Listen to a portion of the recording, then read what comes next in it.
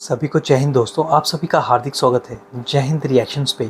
आशा करता हूँ कि आप सभी लोग बहुत अच्छे होंगे। तो आज हम आपके लिए एक लेटेस्ट और एक बहुत ही इंपॉर्टेंट वीडियो लेकर आए जहाँ पे आप देखेंगे पाकिस्तान के तो वरिष्ठ और बेबाक पत्रकारों को एक तरफ आप देखेंगे, पाकिस्तान के बहुत ही मशहूर पत्रकार शकील चौधरी साहब को, जिनकी स्पेशल गेस्ट होंगी आरजू काजमी, जिनको भारत में काफ़ी ज़्यादा पसंद किया जाता है। और ये दोनों बात करेंगे हमारे प्यारे और शक्तिशाली देश भारत और प्रधानमंत्री मोदी के बारे में। और ख़ास बात ये है, ये दोनों ही अपने निष्पक्ष अंदाज से जाने जाते हैं। तो ये वीडियो काफ़ी इंटरेस्टिंग होगी, आपको बहुत कुछ जानने को मिलेगा। तो इसे अंत तक देखें और चैनल पर नया तो चैनल को सब्सक्राइब कर दें ताकि हम आपके लेटेस्ट और इंपॉर्टेंट वीडियोस लाते रहें। तो चलिए पहले ये वीडियो देखते हैं और अंत में इसके बारे में बात करेंगे। जय हिंद, जय भारत।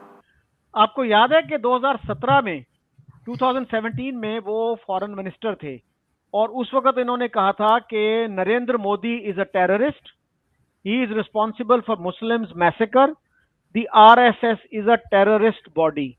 यहां तक उन्होंने कहा। हालांकि हमें ये बताया जाता है कि डिप्लोमैट जो हैं वो इतनी मुहतात लैंग्वेज यूज करते हैं। किसी ने कहा था कि a diplomat tells you to go to hell in such a way that you start looking forward to the trip। और ये हमारे जो टॉप डिप्लोमैट थे वो इस तरह के बयानात देते थे। अब अगर इंडियन को इनको ये कह देता, और उस वक्त प्राइम मिनिस्टर थे हमारे नवाज शरीफ साहब, कि भाई आपके प्राइम मिनिस्टर तो एक वक्त ऐसा था जब कन्विक्ट हुए थे टेररिज्म के लिए, उनको हाईजैकर करार दे दिया गया था, तो आप क्या बात कर रहे हैं। और हैरत ये भी होती है कि मियां नवाज शरीफ, जो जिनके बारे में मशहूर है कि वो इंडिया के साथ अच्छे ताल्लुकात चाहते हैं, वो भी अपने फॉरेन मिनिस्टर को नहीं समझा सके कि भाई इस तरह के बयानात नहीं देने चाहिए आपको। सर यहाँ पर जो कुछ स्टेटमेंट्स आती हैं और उसके बाद हटाई जाती हैं, या फिर अगर कोई कुछ नहीं बोलता जैसे नवाज शरीफ साहब या कोई, तो जाहिर है कि वो कहीं ना कहीं पे उनको एजेंसीज का या कह लीजिए कि मिलिट्री एस्टेब्लिशमेंट का डंडा होता है, जिसकी वजह से ये नहीं बोल पाते।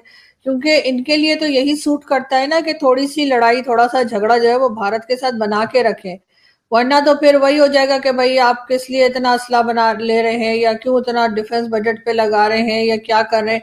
अभी उन्होंने जो है कहा, क्या जो आजकल इंफॉर्मेशन मिनिस्टर साहब हैं, उनका स्टेटमेंट में देख रही थी कल परसों, वो बात कर रहे थे कि जी अब हम बचे हुए हैं क्योंकि हमारे फील्ड मार्शल साहब बड़े एक्टिव हैं, और हम बचे हुए हैं क्योंकि हमारी फौज बहुत एक्टिव।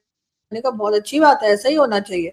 फौज का काम यही है कि आपके मुल्क को बचा के रखें, आपकी हिफाजत करें। फौज का काम ये नहीं है कि आपकी इकोनॉमी में जाके बैठ जाएं और आपकी फॉरेन पॉलिसी को बताना शुरू कर दें, या कोई अगर बाहर से आता है प्राइम मिनिस्टर या फॉरेन मिनिस्टर या कोई भी, तो उससे जाके मुलाकात करें। ये फौज के सरबराह का काम बिल्कुल नहीं होता, लेकिन अनफॉर्चुनेटली यहाँ पर वही करते हैं।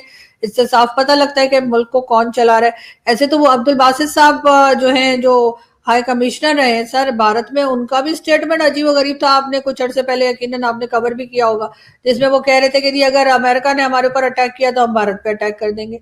मतलब ये हर चीज में भारत को ले आते हैं। मतलब अगर अमेरिका पाकिस्तान पे अव्वल तो अटैक क्यों करेगा, और चले अगर कर भी दिया तो आप भारत पे क्यों अटैक करेंगे, ये बात तो किसी की समझ में नहीं आई। तो ये एक इनकी जनरेशन को, मेरा ख्याल है बल्कि हमारी जनरेशन को भी एक तरीके से यही पढ़ाया सिखाया गया है कि जी भारत हमारा दुश्मन है, तो हम हर चीज में वहीं पे पहुंच जाते हैं, चाहे उनका कोई लेना ना देना। लेकिन यही चीज इस वक्त भी बताई जा रही, बार बार कहा जा रहा है कि जी पहलगाम का जो टेरर अटैक था, जिसपे कि पाकिस्तान को जो है ना सिर्फ ये कि अफसोस का इस वक्त भी मैसेज करना चाहिए था, 1 साल बाद भी, कि जी वो जो हादसा हुआ था या वो जो अटैक हुआ था वो बहुत अफसोसनाक था, और कोशिश करनी चाहिए कि इस किस्म के जो अटैक्स हैं उनको रोका जा सके। और पाकिस्तान हर तरह से भारत का साथ देने के लिए तैयार है। चाहे मतलब एक स्टेटमेंट के तौर पे इनको ऐसी कोई बात करनी चाहिए थी, उसके बजाय हमारे यहाँ क्या चल रहा है, ओ जी एक तरह से फिर वही कुछ करने वाला है भारत का की गवर्नमेंट, और फिर पाकिस्तान पे इल्जाम लगा देंगे क्योंकि उनके इलेक्शन हो रहे हैं। अरे इनके तो पूरे साल इलेक्शन होते हैं, मैंने तो कभी उनको खाली बैठे देखा ही नहीं। तो क्या पूरा वक्त ये अटैक ही होते रहते हैं क्या वहां पर, या सिर्फ कुछ ही टाइम पर ऐसे देखा गया।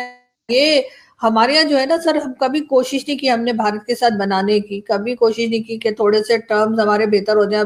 ये उठकर कह देंगे कि उनके प्राइम मिनिस्टर को कि जी नरेंद्र मोदी जी जो है वो तो टेररिस्ट है। उससे पहले क्या कांग्रेस की हुकूमत में बहुत लड्डू बांटे जा रहे थे, कांग्रेस की हुकूमत लोगों को ना इंदिरा गांधी पसंद थी, ना राजीव गांधी पसंद थे, उन सबको भी हम यही कुछ कहा करते थे। और मजेदार बात यह कि जो टेररिस्ट होते हैं, चाहे वो हाफिज सईद हो, चाहे वो मसूद अजहर हो, चाहे वो सामा बिन लादेन हो, उसको हमारे यहाँ के फॉर्मर प्राइम मिनिस्टर और प्राइम मिनिस्टर उठ के शहीद बताते हैं। उनको हमारे यहाँ जो है वो जो डिक्टेटर रहे यानी मुशर्रफ, उन्होंने कहा वो तो हमारे हीरो हैं। तो हम जो टेररिस्ट होते हैं, जो असल में टेररिस्ट होते हैं, जिनको के डेजिग्नेटेड टेररिस्ट होते हैं यूएन के, उनको तो हम अपने यहाँ के पाकिस्तान का हीरो बताते हैं, और दूसरे के प्राइम मिनिस्टर को या उन लोगों को जो दूसरी कंट्री में, उनको हम टेररिस्ट बताते हैं। ये अजीब सी सर यहाँ पे खिचड़ी बनती है, और ये नहीं, इनको अब ये समझ नहीं आती कि अब पब्लिक जो है और तरक्की हो गई है। अब हर कोई इंटरनेट पढ़ रहा है, देख रहा है, अपने आप को अपडेट कर रहा है, उससे कोई फर्क नहीं पड़ता कि वो किस जनरेशन का है। हर जनरेशन के लोग अपने आप को अपडेट कर रहे हैं, अगर उन्हें पढ़ने की आदत है तो वो करेंगे। लेकिन ये अभी भी वही चूरन बेच रहे हैं इनका, जो बिक ही नहीं रहा। आपने पहलगाम का तस्करा किया, तो हमारे इंफॉर्मेशन मिनिस्टर ने पहलगाम की एनिवर्सरी पे ये कहा कि जी उसकी एफआईआर 10 मिनट के अंदर अंदर दर्ज हो गई थी, और इसका मतलब है कि ये एक फॉल्स फ्लैग ऑपरेशन था। अच्छा, मैंने बड़ा ढूंढा, वो एफआईआर जो है वो मुझे तो नहीं मिली। देखना पड़ेगा कि उसमें है क्या, और वो वाकई कितनी देर बाद रजिस्टर हो गई थी। तो पहले मुझे याद पड़ता कि कहीं मैंने इमेज उसका देखा, लेकिन अब नहीं मिली वो। लेकिन अगर इंडिया ने एक साजिश के तहत ये पहलगाम किया, वाकई में फॉल्स फ्लैग ऑपरेशन था, तो फिर उनको इस बात को भी सोचना चाहिए था कि भाई ये एफआईआर जो है ना, हमें 1 घंटे बाद करानी चाहिए, ताकि पाकिस्तान को ये मौका ना मिले कि वो ये कहे कि ये तो जनाब पहले से तैयार की हुई थी।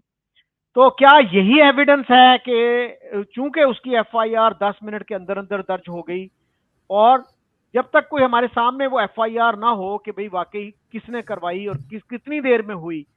और जलील अब्बास जिलानी साहब ने, जो हमारे केयर टेकर फॉरेन मिनिस्टर रहे, उससे पहले फॉरेन सेक्रेटरी रहे, एम्बेसडर भी रहे, उन्होंने तो उसी दिन कह दिया था, 22 अक्टूबर को ही, जो ही वो हमला हुआ, आप 23 के अखबार देख लीजिए, उन्होंने कहा ये तो फॉल्स फ्लैग ऑपरेशन था। और यासीन मलिक की वाइफ जो है मिशाल मलिक, उनका भी इसी तरह का बयान छपा हुआ था 23 के अखबारात में कि जी ये तो फॉल्स फ्लैग ऑपरेशन था।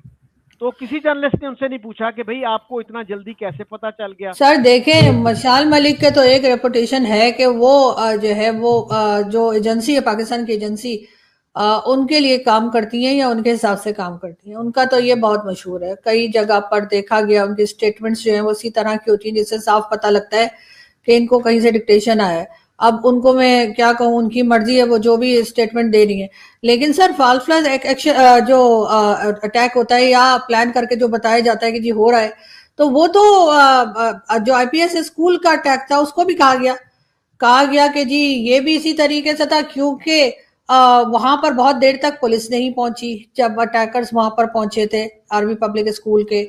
उसके बाद इमरान खान का एक धरना चल रहा था वहां पर, बड़ा लंबा चौड़ा, कई 126 दिन का, वो खत्म नहीं कर रहे थे, और उस अटैक के बाद ही इमरान खान का वो धरना जो था या जो प्रोटेस्ट था वो खत्म हो गया दूसरे दिन।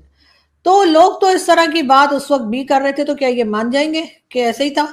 इमरान खान उठ नहीं रहे थे, तो इमरान खान की वजह से वहां पब्लिक स्कूल में इतनी देर तक पुलिस नहीं आई, क्या कुछ हुआ? और सबसे बढ़कर वो जो एहसानुल्लाह एहसान, जो कि मास्टरमाइंड था उस अटैक का, पाकिस्तान एजेंसीज के कब्जे में था, वो बाहर निकाल दिया गया अपने पूरे खानदान समेत। तो क्या समझा जाए कि खुद किया हमने, यहाँ पे खुद किया गया उस चीज को। इन्होंने पहले ये अटैक करवाया इमरान खान को हटाने के लिए, उसके बाद उस एहसानुल्लाह एहसान को, अभी तक किसी ने ये दावा नहीं किया पाकिस्तान एजेंसी की तरफ से कि जी वो एहसानुल्लाह एहसान को भारत छुड़ा के ले गया या अफगानिस्तान छुड़ा के ले गया या अमेरिका ने निकाल लिया। इनके पास से ही वो निकला है, और अब वो ट्विटर पे बैठ के बड़े मजे से जो है वो पाकिस्तान के गवर्नमेंट और उनके ऊपर क्रिटिसाइज कर रहा होता है। तो कोई बताएगा कि वो आदमी कैसे निकल गया, कहाँ चला गया, जो कि मास्टरमाइंड था। उसके बाद ये जब दूसरे की जगह पर अगर कोई अटैक होता है या किसी के लोगों की जान नुकसान होता है, तो ये उठकर फौरन कह देते हैं कि नहीं जी ये तो ऐसा। तो भाई कोई शर्म होती है, जैसे वो ख्वाजा साहब कहते हैं ना, कोई शर्म होती है, कोई हया होती है कि वहां पर लोगों की जानें चली गई और किस किस तरह से लोगों को मारा गया। आप ये कह सकते हैं कि हमारा हाथ नहीं था, हमने नहीं किया, आप ये कहिए। आप कहिए कि नहीं पाकिस्तान को बहुत अफसोस है, पाकिस्तान का उसमें कोई लेना देना नहीं था, जिस किसी ने किया हमारा ख्याल है कि वो बहुत जानवर था, बल्कि जानवर भी बेहतर होते हैं।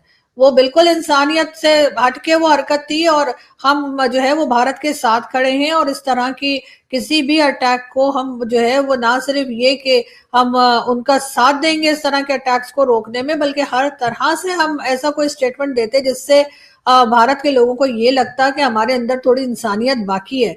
हम हरगिज ये नहीं कह रहे कि हम कहें कि नहीं जी हमें फंसा दिया, ये कर दिया। कह दीजिए कि नहीं जी अब हमें जो बहुत अफसोस है और ऐसा नहीं होना चाहिए, लेकिन हम उठकर कहते हैं नहीं जी नहीं सर, ये तो वही चोर की दाढ़ी में तिनका वाली बात आ जाती है कि ये जिस तरह के स्टेटमेंट देते हैं उससे जिन लोगों को नहीं भी शक है उनको भी डाउट होने लगता है कि पता नहीं क्या बोल रहे हैं। तो अभी 1 साल के बाद इस अटैक को 1 साल हो गया, अभी भी वो मुझे वहां पे जो फुटेजेस आई थी वो अभी भी लोग सोशल मीडिया पे लगा रहे हैं, देखकर आज भी ऐसा दुख होता है, अफसोस होता है एक इंसान के तौर पे। लेकिन ये आज भी वही स्टेटमेंट्स दे रहे हैं, ये अभी भी वही लगे हुए कि जी भारत जो है वो फिर अटैक करने वाला ऐसा कुछ करके। अरे तो फिर वो आरबी पब्लिक स्कूल का वो क्या था, फिर उसको भी यही कह दीजिए। फिर उसके लिए ये क्यों कहा जा रहा है कि जी नहीं वो एहसान उल्ला एहसान ने किया, फलाने ने किया, तो किधर है एहसान उल्ला एहसान? कोई इनसे पूछेगा तो ये जवाब नहीं देंगे। सर यहाँ पर तो अजीब तरीके से ये लोग काम करते हैं, और उसके बाद अपनी ही चीज को और खराब से खराब तर होते हुए मतलब बनाते चले जाते हैं। इनको क्या लग रहा है कि जो पब्लिक देख रही है, सुन रही है, पढ़ रही है, उसको कुछ समझ में नहीं आ रहा। दोस्तों, भारत पे इल्ज़ाम लगाने वाला और हमारे प्रधानमंत्री मोदी जी को आतंकवादी कहने वाला ये पाकिस्तान वो नापाक मुल्क है जिसकी नापाक फौज दुनिया की सबसे बड़ी आतंकवादी जमात है। और पाकिस्तान में चाहे राष्ट्रपति हो या प्रधानमंत्री हो, या तो उसे मार दिया जाता है या जेल में डाल दिया जाता है या फिर देश से भगा दिया जाता है। और जब बात आती है, इनसे पूछो कि क्या आपके पास सबूत है कि भारत ने आपके ऊपर हमला किया या भारत के अपने जहाज गिराए, तब इनका डिफेंस मिनिस्टर ये कहता है कि जितने भी प्रूफ हैं वो सोशल मीडिया पे जाकर देख लो। ये है इन लोगों का IQ लेवल। बाकी दोस्तों, आशा करता हूँ वीडियो को आपने अंत तक देखा होगा, और आरजू काज़मी और शकील चौधरी साहब का ये पूरा डिस्कशन आपको काफी पसंद आएगा। तो वीडियो अगर आपको अच्छी लगी है इसे लाइक और शेयर जरूर करें, और अपने विचार हमें कमेंट सेक्शन में लिखकर जरूर बताएं। और एक बार फिर चैनल पे नए तो चैनल को सब्सक्राइब कर दें। जय हिंद, जय भारत।